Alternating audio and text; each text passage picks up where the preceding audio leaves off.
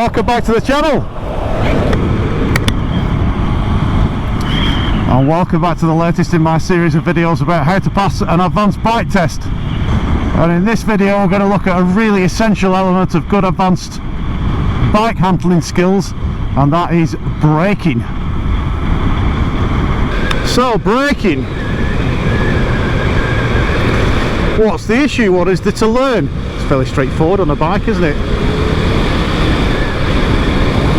Got a front brake and a back brake. I squeeze the front brake and push the lever for the rear brake. Brakes come on, bike slows down. What more is there to know? Well, it's never that simple, is it? You should know me by now.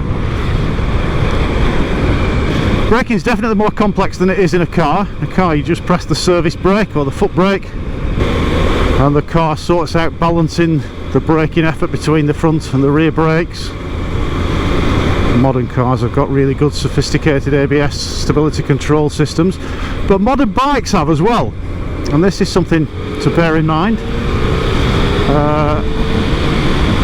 When I say modern bikes, anything made in the last 10 or 15 years mostly will have anti-lock brakes. Some of the more modern systems in the last 5 to 10 years are even more sophisticated than that. Got cornering ABS, anti-lock brakes that will help you retain good control even if you're braking hard in a corner. But not all bikes have got that, and I know I appreciate there's plenty of you, and plenty of us I should say, out there who've got older bikes, and that's why I've come out on this today. This is my 954 Fireblade. It's a sort of previous generation bike, so plenty of performance, but it doesn't have stability control, it doesn't have wheelie control, traction control, it doesn't have ABS. Could, if I wanted to, lock the brakes up on this bike, and I wouldn't be upright for very long if I started locking the wheels up under braking. So let's have a think about some of the fundamental basics that you need to know about braking on a bike. First of all, have a look at your bike, have a look at your brakes. Where are the bigger brakes fitted? You don't tend to fit brakes that are the same size on the front and the rear of a bike. Look at the front wheel, well, especially on this bike because it's a sports bike. Got really huge front discs, twin front discs, loads of braking power on the front. But on the rear, just a small one, just a small single disc with much less braking power. So if I look behind me now and just squeeze the front brake, oh, it's really effective, that front brake. Pulls the bike up really, really effectively. But using the same braking force, if I just check behind me again now and brake with the rear brake only, oh, it takes much longer to lose the speed, much longer.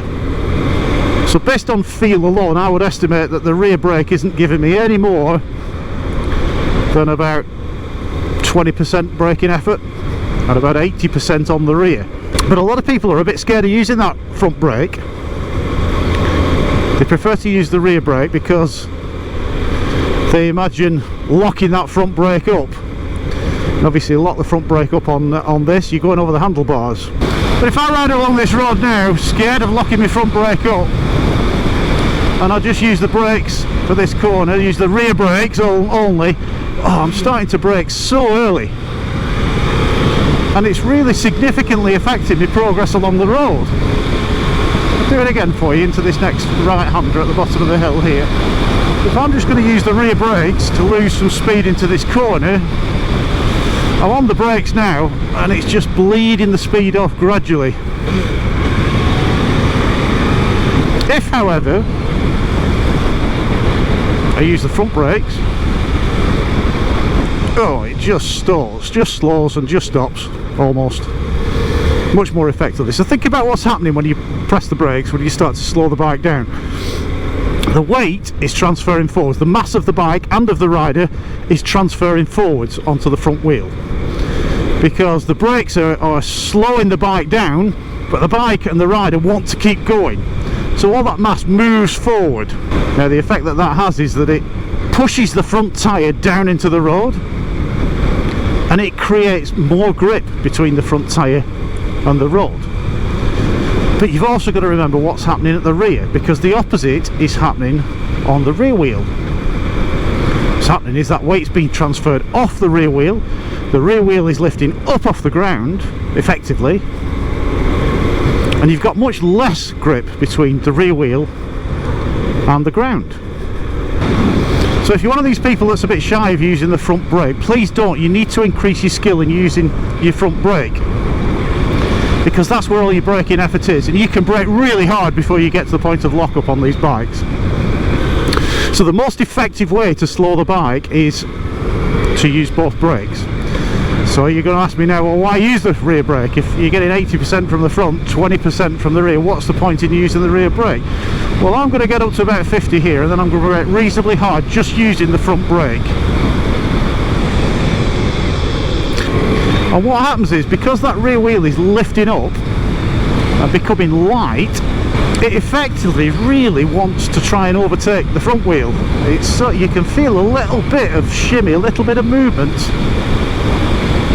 at the rear of the bike. If on the other hand, I'll do the same exercise again, check behind, nothing behind, I give a good squeeze on the front brakes but just balance it off with the rear brakes, oh, the bike stops so effectively, and it stops under full control. And what's happening is that little bit of rear brake, that little bit of slowing, negative torque if you want, whatever you want to call it, to the rear wheel, it's just stabilising the bike under braking, just keeping it straight. Now you've got to be careful with that rear brake when you're braking firmly, because it's very easy to lock it up. And the first time I tried doing that exercise, I locked the rear up very slightly, and if you recognise that that rear wheel's locking up, you've got to be able to have the nous and the wherewithal to release the brakes a little bit. So we know that under braking we want to use the front brake mostly to lose speed, but we also want to balance that off with a little bit of rear brake as well. What are the things that we're looking for with braking? Well, it's always best to avoid really heavy braking. So all the other skills that you're learning as part of an advanced bike course, the long observations, the planning, all that stuff will help you to reduce the number of times that you have to rely on heavy braking in any situation. And also the application of the system of bike control requires you to give yourself time. So under braking, you're going to give yourself time.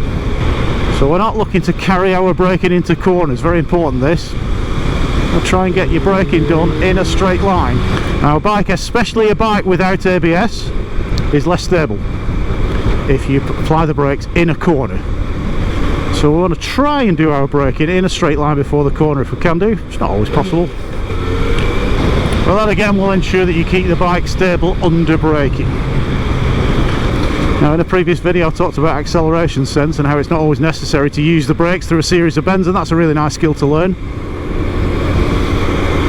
But there are times on your advanced bike course, especially if you're doing a police advanced bike course, where the speeds will be picking up and you'll be getting into three figures. And it's really important then that you know how to use your brakes, and we want to use them relatively early. Remember, it's not track riding this. We're not threshold braking at the last second into corners. You want to apply the brakes early and give yourself time to apply the system. And make sure that you arrive at hazards at the right speed with the right gear engaged. Not still doing all that stuff as you arrive and as you turn into the corner, for example.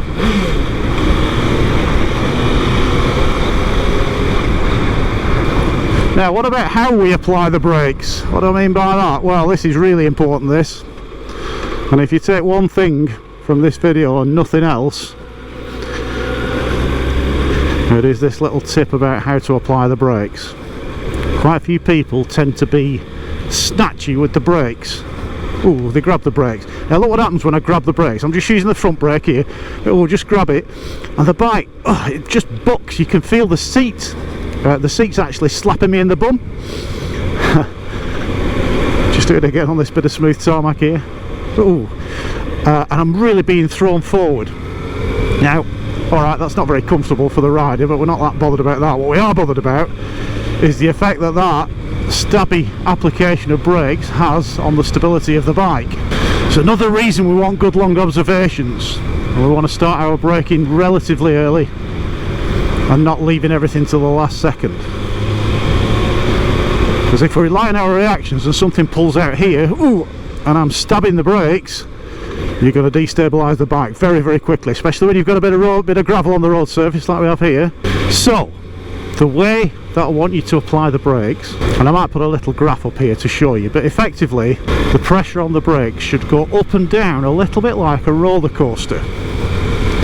Your first application of the brake should always be gentle, and then the squeeze on the brake lever or the pedal should go up incrementally, just squeezing it up so you've got enough brakes on. So here, for instance, I'm going to gently squeeze and then increase the pressure and then release it again. That's why I say it's like a roller coaster. So it's very important, and some of you will have sussed this first bit out, and the first bit is that we go on the brakes gently before squeezing them. But the thing that people get wrong, more commonly than anything, is they squeeze the brakes and then they just let go and then move on to the gas. Now at these speeds it's not having a massive effect on the bike, but at higher speeds, if I release the brakes suddenly, what you get is the weight of the bike settling back pretty quickly, and you lose some grip at the front end, and it can unsettle a bike if that's the point at which you're turning it into the corner. So instead of suddenly releasing the weight back onto the rear wheel, just release it a little bit more gradually. Take half a second longer to release the brakes. So we're not going to suddenly apply the brakes, and we're not going to suddenly release them. Now that doesn't mean you can't brake nice and firmly from a higher speed. If you get the first part and the third part of your braking correct, the middle part can be quite firm. You can be braking really quite hard. So here, for example, we maintain some pace, brake gently, then more firmly, then off the brakes, down a gear, and that felt nice and smooth, even though I was braking really quite significant. Let's do it again. Watch me speedo to 60 miles an hour-ish, in towards the near side, off the gas, gently on the brakes, firming the braking up, off the brakes, time for a gear, and then turn the bike in. Now I am going to cover cornering in a lot more detail in a future video. This isn't specifically about cornering, this is about braking for any hazard. But the technique is to introduce the brakes. Some people talk about tapering the brakes in and tapering them out. And then the middle section of braking, the second of the three phases of braking, is where you get rid of most of the speed.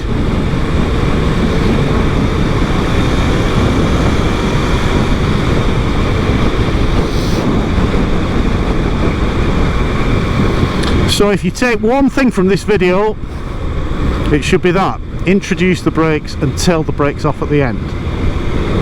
It'll make the bike much more stable under braking, and it'll transition across through the gear phase and into the acceleration phase very nicely. The bike will flow much better.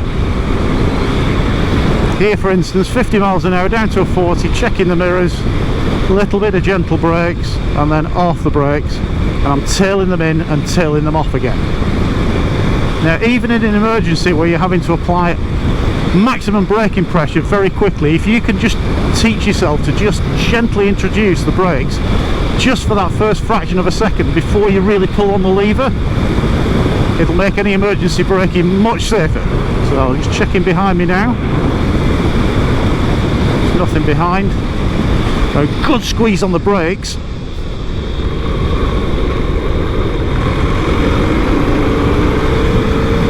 And I'm able to pull the bike up very quickly, but it remains nice and stable because I'm tapering the brakes in, tapering them out. You get the idea. So I mentioned before that some people are a bit nervous about using the front brake. Are there any times when it's appropriate just to be using the rear brake? Well, yeah, there are. You think about the risks of a rear brake locking up. If a rear brake locks up, the bike will slide a little bit sideways, but as it's sliding a little bit, if you can modulate the pressure on the brake pedal, if you can just lift a little bit of pressure off it, you'll regain control. So if you are, for example, riding on some loose surface, bit of gravel gets your attention on the bike, doesn't it? But it might be appropriate just to use the rear brake, because the danger of locking the front wheel is that you'll just fall off. If you've got any amount of steering lock on, any amount of lean on whatsoever, the front of the bike will lock up and it'll just wash away from under you. It'll do what the racers call a low side. You'll end up sliding down the road. There's not really any coming back from a front wheel locking up, but if you lock the rear up, yeah, you can possibly, a bit of luck and good judgment and a bit of practice, you can bring the bike back from that. Yeah, so there's two circumstances where I tend to use the rear brake only. The first is when I'm doing low speed manoeuvring, and I will do a little video on low speed manoeuvring as part of this series. But it's good practice, especially if your bike's got a wet clutch. It's good practice, and most have, to have the engine spinning a little bit and to do your manoeuvring sort of against the back brake. So you're holding the bike back with the back brake in first gear, and have the clutch spinning a little bit with a few revs on, and those few revs help you to keep the bike balanced at low speeds. It's a bit of a gyroscopic effect, and it helps to keep the bike upright and balanced when you're manoeuvring at low speeds. So that's one circumstance. The other circumstance is just as you come into a stop. So if I come to a stop on the left up here, just checking the mirrors, you'll see I'm on both brakes, just coming to a stop, change down to first as I come to a stop, and then I'm off the front brake just before I come to a stop. I'm not leaving the front brake on, I'm stopping just at the end, just for the last couple of miles an hour, on the rear brake only. There's a good reason for that. We mentioned earlier on that the front brake, if you use that on its own, it can be a bit fierce. Again, the risk is that you won't come to a smooth stop on the front brake because it's doing 80% of the braking, whereas the rear brake's only doing 20%. And if as you're tailing the braking off and coming to a stop, just try and come off that front brake while you're still doing maybe 2 or 1 mile an hour, and then take that final couple of mile an hour off with the rear brake, and that'll be much smoother. You come to a nice smooth stop, bob your left foot down, and then decide what you're doing. You're going to stick it in neutral, leave it in gear, whatever you want to do. But it's much better practice to come to a stop on the rear brake. Stop on the front brake, you'll see people doing this. They'll stop on the front brake, gets a bit snatchy, next thing both feet are down and they're paddling down the road and it's all a bit wobbly. And we've all made that mistake, haven't we? So yeah, for me, rear brake only when you're manoeuvring, when you come into a stop, just before you come to a stop. And a little bit on loose surfaces as well. If you're uncomfortable on gravel, just use your rear brake, keep your speed right down, use your rear brake. Any lock up is much easier to manage. So remember, brakes are used as part of the speed phase, the system of bike control. Information, position, speed reduction, a really effective way of getting the speed of the bike down. The other thing I really want you to bear in mind when it comes to braking is road surface, especially if you ride a bike without ABS. A little bit of gravel, like we said before, if you lock your front wheel, that'll have you off. So as part of your observations, we're doing far distance, mid distance, foreground.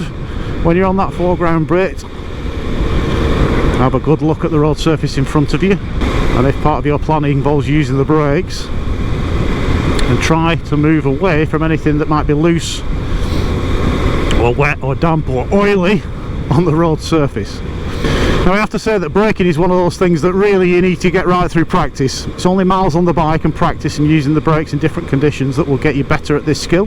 What are some of the mistakes that I see on advanced bike test? Well, a bit of snatchy brake application occasionally, that sort of stabby bit on the brakes, you'll see that. Some people overusing the rear brake. Tend to see that on downhill runs quite commonly.